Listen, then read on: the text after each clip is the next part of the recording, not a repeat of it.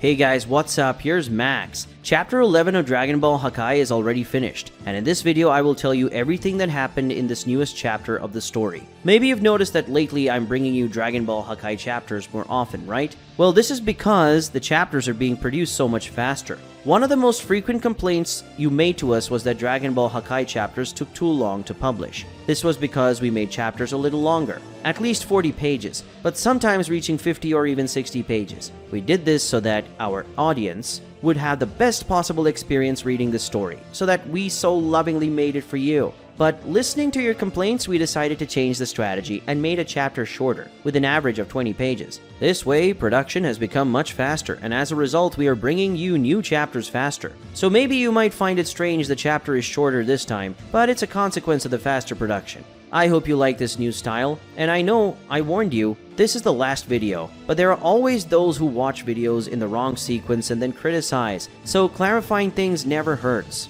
Well, now talking about this video, I'm going to follow the same structure that we've been doing in the last Dragon Ball Hakai videos, which is to give a great summary of the Dragon Ball Hakai story so far, tell the chapter in detail, and then answer questions, doubts, and criticisms from the audience about the story. This will be another one of those videos full of content and that you like a lot. But before we start, it's important to always warn you that to read Dragon Ball Hakai, you need to access our website, dbhakai.com. That's where the new chapters are published first, and there you can find all the chapters of the story. In addition to the Dragon Ball Hakai chapters, there will be a lot more that you can find. More content about Dragon Ball, like articles, data books, and much more. Go check it out later. And of course, I'm going to ask you to leave your like on this video and also subscribe to the channel in case you haven't already. That positive feedback from you is very important for us to continue with Dragon Ball Hakai, and also with the work of this channel in general. Well, I've said all I need to say, now let's get started. Stay connected to the channel, and let's go to the video.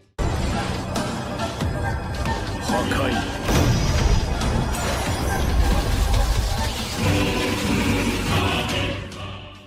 Previously on Dragon Ball Hakai, because of Champa's bad work as Universe 6's God of Destruction, a new destroyer had to be chosen to take his place. The mortal chosen for his position was Goku, after an authoritative decision from the Zenos, who ignored all the opinions of the gods and angels, who chose Vegeta for the job. With no choice, Goku had to take the job and become the newest God of Destruction, ruling Universe 6. Now he is training to control his new powers as God of Destruction with the help of Vados, and is also getting to know better his own new universe. Meanwhile, a group of gods called the 5 Great Celestial Mages, who belong to another realm that is not part of the 12 universes, have been released from a long prison. The goal of these gods is to bring back to life an extremely powerful being called Zarat, who is a supreme deity that not even the great Zeno can defeat. In the past, this supreme god called Zarat was sealed and had his power divided into 5 creatures that were called the 5 Great Primordial Beasts. These 5 extremely powerful creatures were sealed in cocoons and split across the universes of Zeno's realm.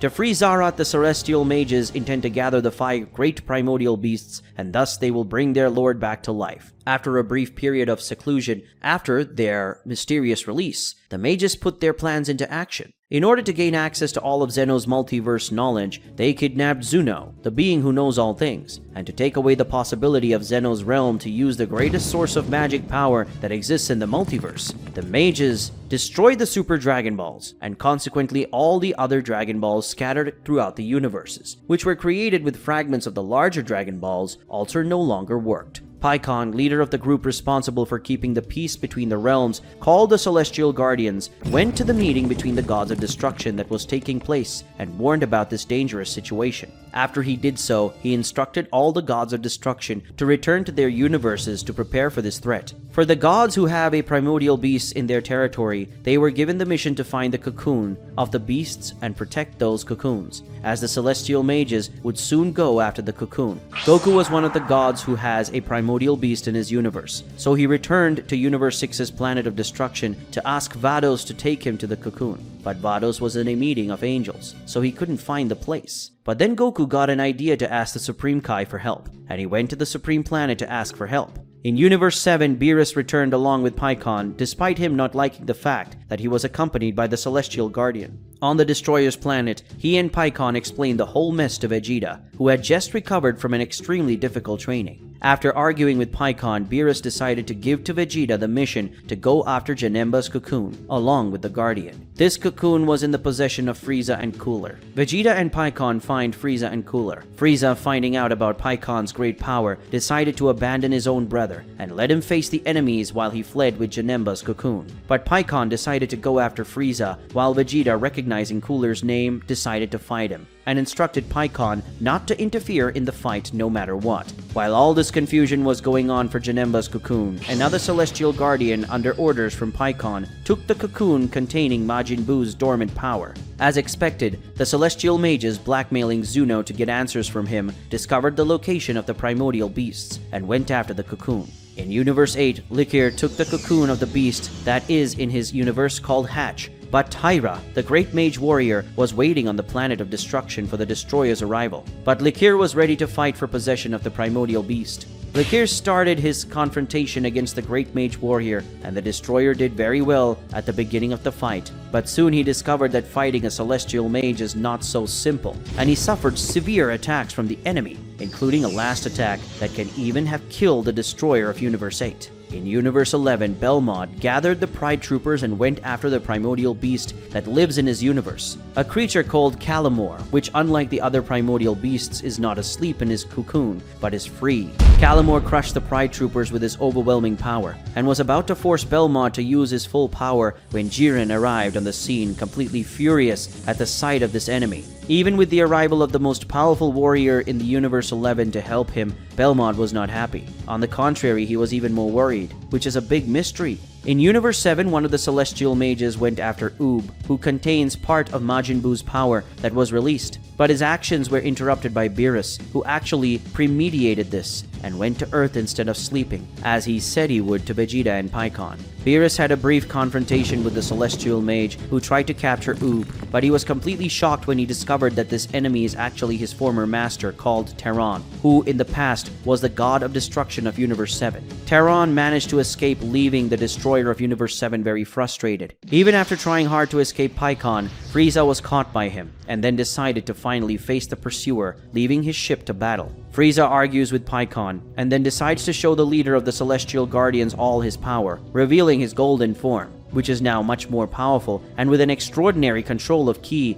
that left even the former god of destruction surprised. Seeing that his power surprised Pikkon, Frieza felt that there was still hope for victory, even though his opponent was a very powerful ancient god of destruction, according to Vegeta. Now the Emperor of the Universe is about to start a fight against the leader of the Celestial Guardians. Vegeta began an intense fight against Cooler, and Frieza's older brother proved to be a much greater challenge than the Saiyan Prince had expected. Vegeta could barely survive a simple attack from Cooler, even using Super Saiyan 2, and in a few seconds of fighting, he had to resort to Super Saiyan God. But later, in a strategy to kill Cooler with an unexpected move, Vegeta resorted to Super Saiyan Blue, but that strategy didn't work, as Cooler also had a transformation to show for it. Even fighting in Super Saiyan Blue, Vegeta had a big disadvantage against Cooler using his special transformation. But using a smart strategy, Vegeta managed to capture Cooler and almost eliminate him with the Hakai. But Frieza's older brother surprised Vegeta once again, showing that he also has the golden form. Vegeta tried to fight Golden Cooler using the Super Saiyan Blue evolved, but even using the maximum power of the blue form, he realized that he would not be able to defeat his enemy, and decided to resort to a new transformation. At that moment, Vegeta showed the Ultra Ego, his newest and most powerful transformation. And while all this was happening in Universe 7, 8, and 11, in Universe 6, Goku was anxiously waiting for Kiboru, the assistant to the Supreme Kai, Lei, to find the location of the primordial beast of their universe. And in the meantime, he was learning a little more about this whole matter involving the Celestial Mages. But the wait is over. Kiboru had figured out how to find the beast cocoon. They head to a very different planet called Planet Chameleon, a planet that hides its presence from the rest of the universe, and according to Kiboru, it was created especially to hide the primordial beast's cocoon. Will Goku find the primordial beast of Universe 6? Will Ultra Ego Vegeta be able to defeat Golden Cooler? Will Frieza be able to defeat Pikkon and retain control of Janemba? Will Belmont and Jiren be able to defeat Calamore? Find out now!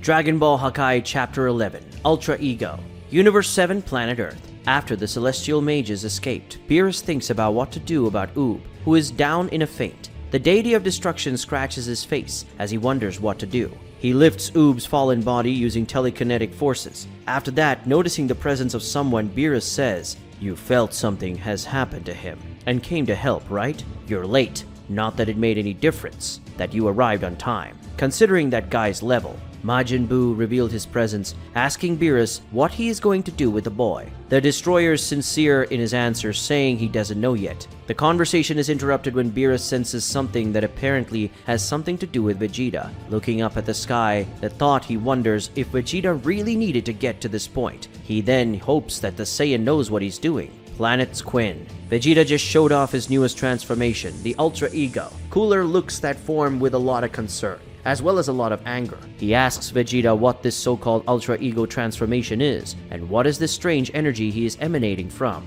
The Saiyan has a smile on his face, very proud of his power. He explains that this is his version of the energy used by the gods of destruction, and after hard training, he achieved this transformation using this energy. Cooler admits that Vegeta is a dangerous enemy, but he won't cower. The Golden Demon lunges to attack and lands a punch on Vegeta, who smiles as the opponent's fist presses his face, and immediately responds with a punch that crushes Cooler's abdomen, who receives the blow in great pain. He kneels to feel his pain as the opponent approaches, walking slowly and calmly. Cooler gets up once more to attack, this time aiming for Vegeta's ribs, who, receiving the blow without trying to defend himself, grabs the opponent's leg and launches him into the sky. After launching Cooler, Vegeta watches him gain altitude and then also launches himself towards the enemy. Vegeta reaches Cooler and lands a strong blow on him, which makes the opponent forcefully return to the ground. The Saiyan mocks his enemy, asking what's the matter with him. Landing to face him, the taunt continues, asking if these are really the best attacks he has. Cooler doesn't give up. He goes towards Vegeta, shouting that the Saiyan will suffer for this. He lands a lot of attacks on Vegeta, but to his surprise, the Saiyan doesn't even try to dodge his attacks. Cooler wonders in his mind what's going on. Why is Vegeta receiving his attack on purpose? Coming to the conclusion that doesn't please him at all. Cooler yells, asking if that bastard was playing with him. Filled with fury, he gathers all his strength in one hand and launches a powerful punch at Vegeta. The Golden Warrior's mighty punch cracks the armor of the Saiyan warrior, who receives that attack with genuine pain, and even lets his own blood escape from his mouth. While the opponent says that's the price for playing with him, Vegeta senses something coming, and then uses his own forehead to stop Cooler's next attack. As blood drips down his forehead, Vegeta says that no, he's not kidding. He grabs Cooler's arm, and while holding the opponent, he reveals with a maniacal smile that he's ecstatic. Vegeta lands a powerful punch on Cooler, a blow consumed by power and madness.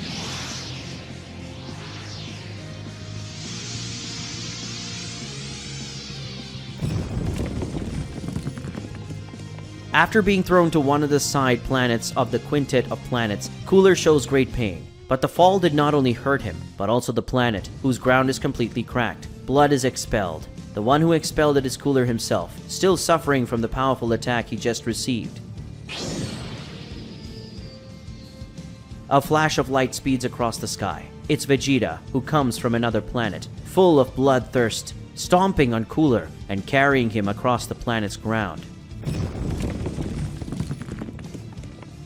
Cooler is taken to the center of that planet, and his fall stops only when he falls into a sea of volcanic lava, screaming at the enemy immersed in lava as he rips his own broken armor off his body and throws it away. Vegeta asks if that's all Cooler can do. Increasingly furious, Cooler emerges from the sea of lava, heading towards the Saiyan with an expression filled with fury. Cooler carries Vegeta back to the surface of the planet, punishing the Saiyan's body with many blows. But again, despite receiving so many strong attacks, Vegeta doesn't try to defend himself. It drives Cooler crazy, and Cooler says, "Why? Why don't you block my blows? Why are you disdaining me?" Cooler's attacks are interrupted by a powerful punch from Vegeta, who after hitting his opponent explains, "Disdaining your punches? No, I'm enjoying them.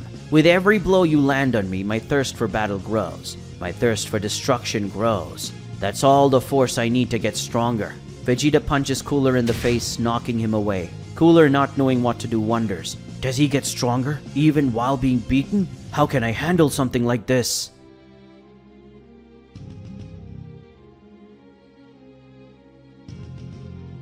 In another location in the same universe, the other Golden Warrior was also ready to start a battle. Already doing his fighting stance, Frieza tells his opponent that it doesn't matter if he was once a god of destruction. He's the great Frieza and he won't cower. But something seems to surprise the Emperor, who widens his eyes in an expression of despair as he asks himself what is going on. In an impressive moment, Frieza, the feared emperor of the universe, has his own legs shaking. The one who feels so great sees before him another being even greater, looking down on him with a look of superiority. While feeling absolutely small next to that man, Frieza wonders what that is. He's never felt anything like that. His eyes widen in despair. Pikkon, in a threatening tone, gives Frieza one last warning. He must deliver Janemba now. In an absolute shocking scene, the great Frieza drops to his knees as he undoes his golden transformation. With his head down in a defeated expression, Frieza allows the Guardian to do as he pleases. Inside the ship, Kikono and Berry Blue feel a tremor. The small woman asks the even smaller man what is going on. Seeing the footage from the security camera installed in the room where Janemba is being held, Kikono alerts with an alarming expression that the ceiling of the room has been destroyed. On the ceiling of the ship can be seen the hole that was created by the Guardian. From this hole, Janemba's cocoon is removed, which is being guided by Pikkon himself, who uses telekinesis for this. As the cocoon is removed, the leader of the Celestial Guardian says, "Little Frieza, always thinking you're so great and wanting to be above everyone else. In such a vast existence, you are nothing but a mere insect, a mediocre piece of the great puzzle." After explaining to Frieza his smallness, Pikkon leaves while warning, "You may be fundamental in the war to come. We'll need as many strong warriors as we can get, so be prepared."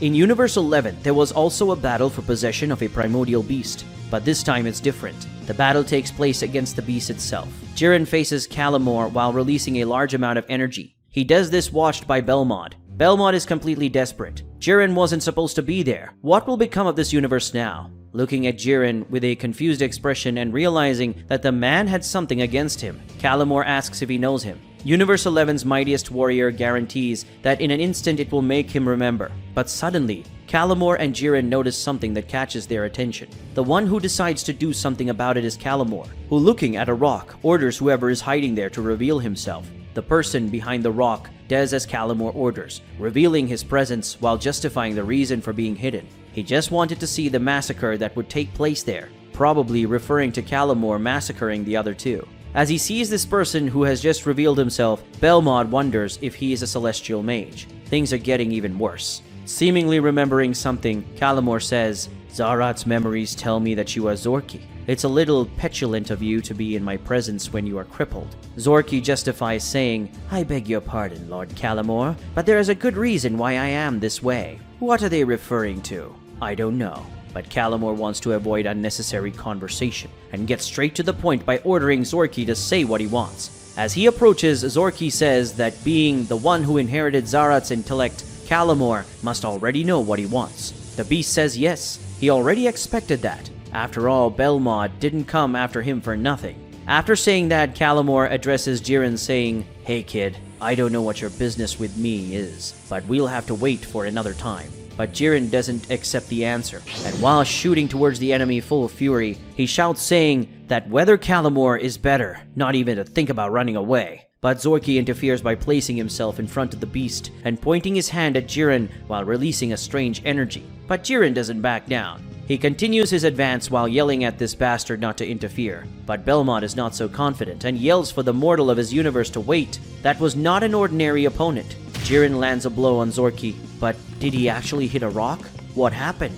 Jiren himself wonders this, with a confused expression on his face. He looks again at Calamor and Zorki, who are together in a magical room, and then they disappear while Jiren curses the situation. Belmod looks much more conformed than the mortal. Belmod reflects, saying, "From what Calamor said, that was Zorki, the great mage of illusions. There was no way to face an opponent like him like that." With an expression of defeat, Universe 11's God of Destruction directs his eyes to the sky, and as he does so, he wonders, how are things going in the other universes?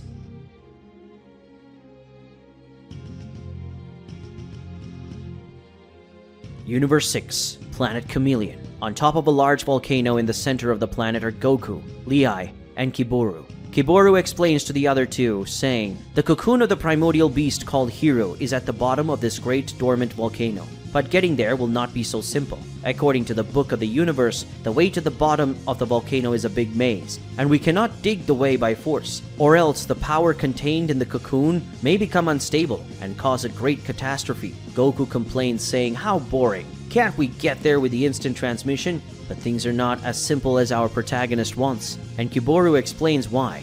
Even if we tried, we wouldn't make it. This place was made so that the cocoon could not be accessed or found, which means that our senses will not work very well. Trying to get to Hiro with a teleport could cause us to get lost there, and that will delay us much longer. Lei, also not at all excited about all that difficulty, asked her mentor, "But won't having to go through a maze also slow us down too much?" But luckily the Supreme Kai assistant has good news to share. Kiboru says no. In the book there was the correct way to cross the maze, and I memorized that way. If you follow me closely, we won't be long in reaching Hiro. Hearing this, Goku asks Kiboru to leave at once. Taking a worried look down, Kiboru finds courage and begins the journey to the bottom of the volcano. As he plunges into darkness of that place, he is followed by Goku and Lei. Goku is not as calm as usual, and with a worried expression, he reflects on having something strange in this place, and on the feeling he has that something very bad is going to happen.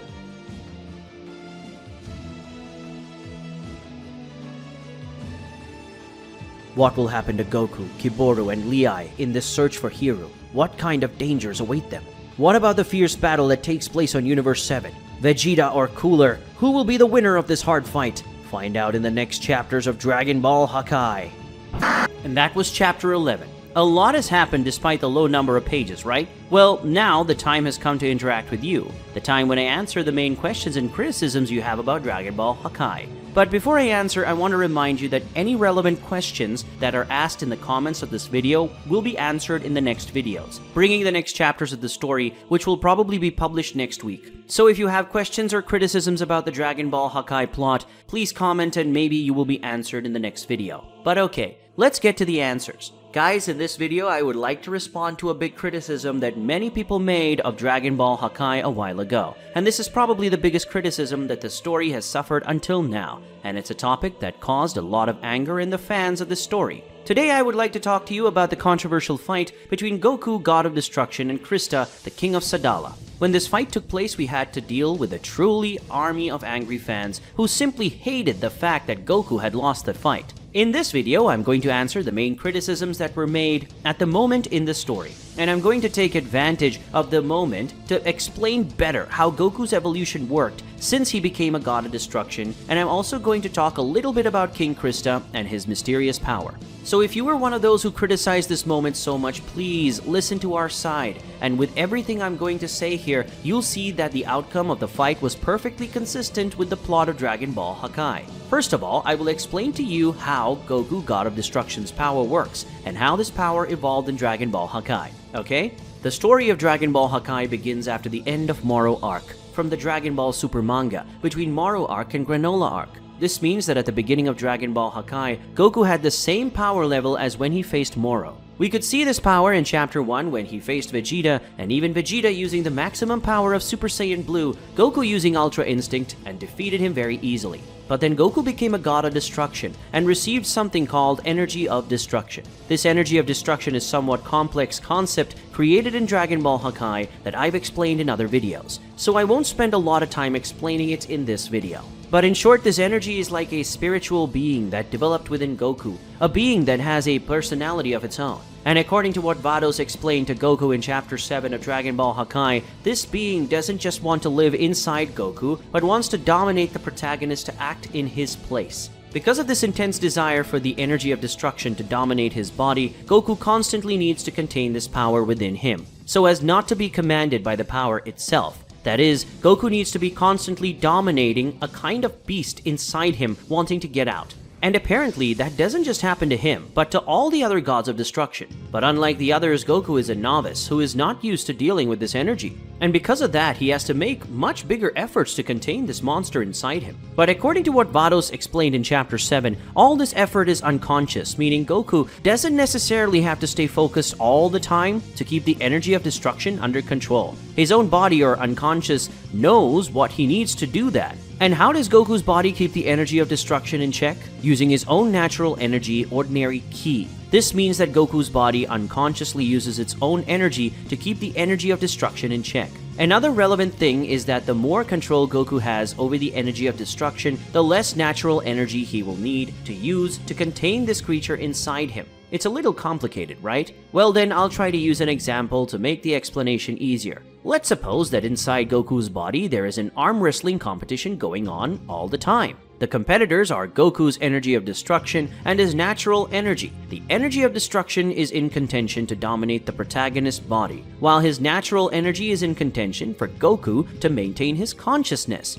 Goku unconsciously is constantly making some of his natural energy available to maintain this contest, and the amount of natural energy he needs to expend to maintain this contest depends on how much control he already has over the energy of destruction. The more he trains and learns to control the energy of destruction, the less natural energy he will need to unconsciously use to maintain his own control. When Goku received the energy of destruction in Chapter 3 of Dragon Ball Hakai, he had very little control over this energy, so he began intense training with Vados to learn how to control this energy. In Chapter 5, he had already been training with her for a month, and during that time he had advanced a lot in training according to the angel. Goku himself admitted that he could barely land a hit without causing massive destruction and even getting injured. That is, at the beginning of training he had very little control of this energy. So we could say that between the middle of Chapter 3 of Dragon Ball Hakai, which was when Goku received the energy of destruction, until the end of his first month of training, at halfway through Chapter 5, the protagonist needed to give up much of his natural energy to keep the energy of destruction in check. But of course, between the end of Chapter 3 and the middle of Chapter 5, he got a lot better at that.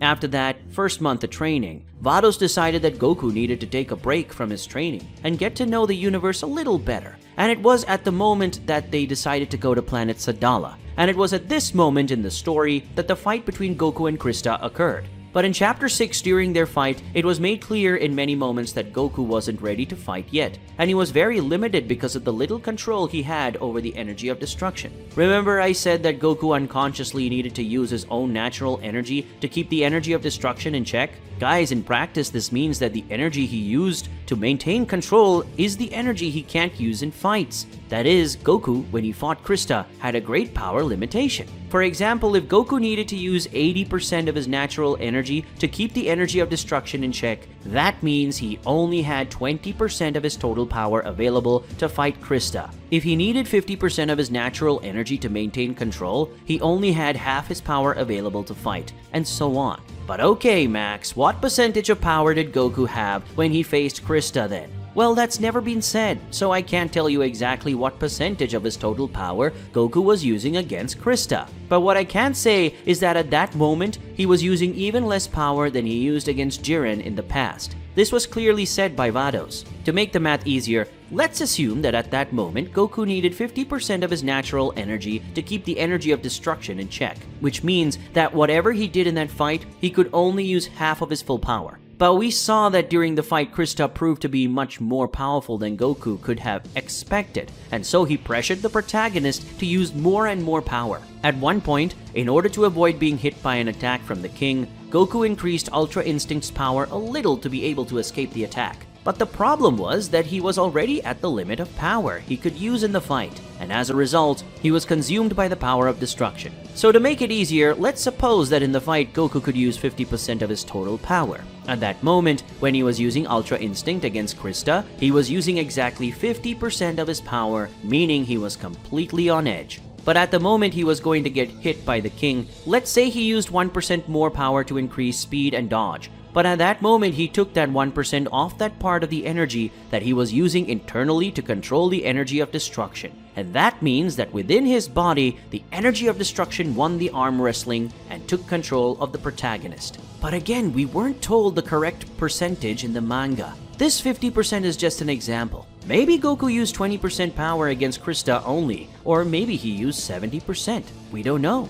Another criticism we received a lot was that regardless of whether Goku was using too much or too little power against Krista, he was using Ultra Instinct, so he couldn't be stronger no matter what. But this is a misstatement, as in Dragon Ball, the characters have control over the power they use in battle. For example, Goku used Super Saiyan Blue against Krillin, but do you think the level of power he was using against Krillin was the same as he used against Zamasu or against Hit? Of course not. Despite using blue form in the fight, Goku was at most using the power level of an ordinary Super Saiyan. It's the same thing with Ultra Instinct. Despite using this ability, Goku can choose the level of power he's going to use. And in the case of the fight against Krista, the total power level he was using with Ultra Instinct couldn't exceed the percentage he could use in that fight. And I think many of you have been asking the following question, but Max, are you saying that Goku became weaker when he became a god of destruction? This sucks then. Well guys, it's true. If we think about it, in practice Goku actually became weaker after becoming a destroyer.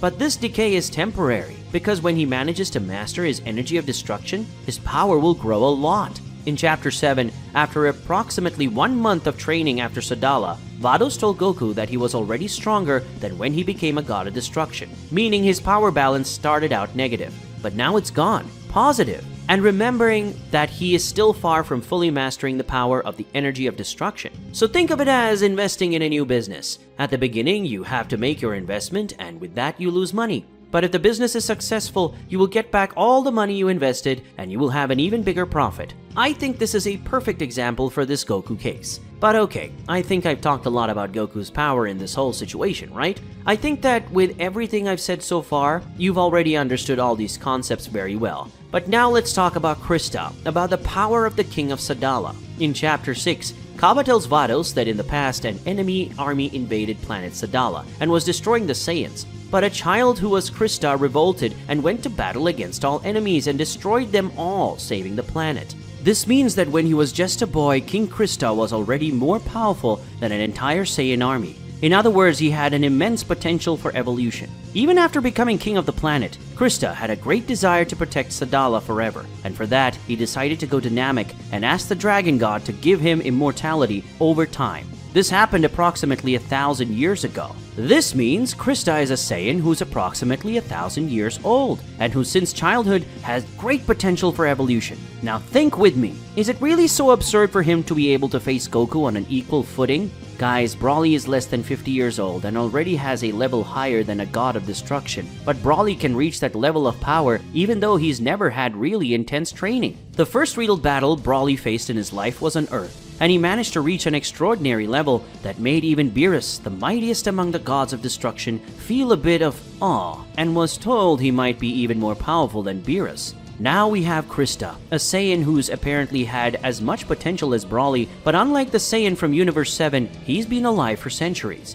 Now think with me, if Broly, without ever having had a real hard battle, could surpass the level of the gods of destruction, imagine if he was already 1,000 years old and experienced in real battles. He could crush the destroyers like ants. Or if you prefer, we cannot use Broly as an example, let's use Goku and Vegeta, who have a lower evolution potential. Goku and Vegeta are much less than 100 years old, and are also already at the level of the gods of destruction. So imagine if these two were 1,000 years old. But Max, Goku used Ultra Instinct. Guys, Ultra Instinct is not invincible. Characters like Gas and Granola have already proved that to us. If there's a considerable difference in power between Goku and an opponent, it doesn't matter if he's using Ultra Instinct, he's going to lose. Another criticism that was leveled was that Krista shouldn't have been able to fight Ultra Instinct in basic form. But I ask you, why not? If a character is powerful enough, he can face Ultra Instinct in basic form. For example, Frieza in Dragon Ball Super can probably defeat Ultra Instinct Goku using base form now, as he apparently defeated Gas in base form, and with a single hit, the same Gas that was having the upper hand against Ultra Instinct Goku and Ultra Ego Vegeta together. But Krista was not superior to Ultra Instinct Goku while in base form. On the contrary, he was at a complete disadvantage. Goku easily dodged the King's attacks and with a single punch managed to injure him badly, even though Krista blocked the punch with his arms. In short, using Ultra Instinct, Goku was far superior to Krista, even though he wasn't at his full potential. Krista only managed to keep the fight going because he used a strange ability, and Goku for some unknown reason missed an attack that would be definitive, and then he was hit by a blow from the King even though he dodged the attack. But back to the criticisms. If Frieza can probably face and defeat Ultra Instinct Goku in base form, why couldn't Krista at least withstand a hit from him? I think with all this history that King Krista has, he could be even more powerful, as I would venture to say that a Goku with 1,000 years of life and combat experience would beat the current Ultra Instinct Goku fighting in base form, and would it with ease. Now talking about the result of the fight, let's compare all this information. Think of a Saiyan with 1,000 years of life who has a potential similar to Broly. Do you think that this Saiyan couldn't have a chance to beat Goku, who could only use a percentage of his power? I think Krista could have swept the floor with Goku's face. That still wouldn't be incoherent. So I'd say Goku still did pretty well in the fight. I understand that many of you might not have liked the outcome of the fight, you might not have liked this decision, but you can say it inconsistently with everything we've seen in Dragon Ball Super, and especially Dragon Ball Hakai. I think that all this question about the result of the fight between Goku and Krista, everything is already explained. I think it is already more than proven that this result was not inconsistent as many criticized. But aside from the outcome of this fight, some people have had other criticisms about this whole Krista plot. And I'd like to respond to those criticisms. A criticism that many people have made that is an inconsistency in the story. If Krista is really that powerful, why didn't he go to the Tournament of Power? Say that he didn't go to stay on Sadala and protect the planet is ridiculous. As if Universe 6 was erased, Planet Sadala would be too. This criticism is very valid and makes sense, but then I'll ask you a question too. Android 17 didn't want to participate in the Tournament of Power to protect Monster Island. But if Universe 7 lost the tournament, the island would be destroyed, right? Then why? Because this is Dragon Ball, guys. That's how it is. So this justification that Dragon Ball Hakai gave for Krista not having participated in the Tournament of Power is not inconsistent with the story of Dragon Ball, which often gives simple explanations for things. For Android 17, it wouldn't matter if the universe were erased all at once. For him, it would be like a natural end to the world. Maybe Krista had the same idea. But besides that, there is another good reason why Krista didn't participate in the Tournament of Power, and this was also explained in Dragon Ball Hakai Chapter 6, but many didn't pay attention to this detail. It is said by Kaba that King Krista doesn't like to show his true power. That's because in his mind, if a lot of people know about Sadala's king's great power, many warriors might feel the urge to go to the planet to challenge him. And this can bring dangers to the planet and the people. Now think with me. The Tournament of Power was a multiversal competition, seen by gods, angels, and mortals from various universes. So a man who wants to live without drawing attention to his power could never fight in a competition like the Tournament of Power. So no, the justification given for Krista not participating in the Tournament of Power is not inconsistent by Dragon Ball standards, and makes sense as well with the character's own desires and personality. I think I've said everything I have to say on this topic. All the criticisms that have been made about the character Krista and about his fight against Goku have already been answered.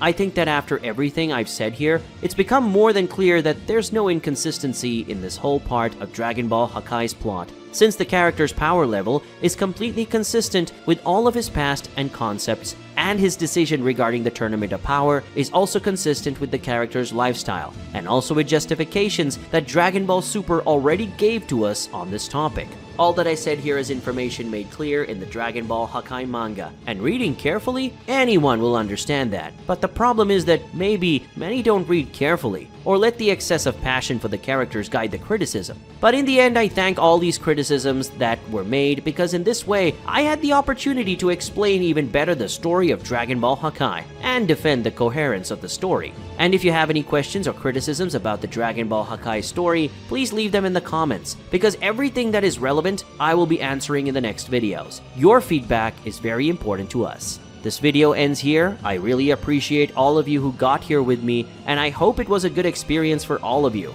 If you enjoyed the video, don't forget to like and subscribe to the channel to become a part of our 150,000 subscribers. Until the next time, bye-bye.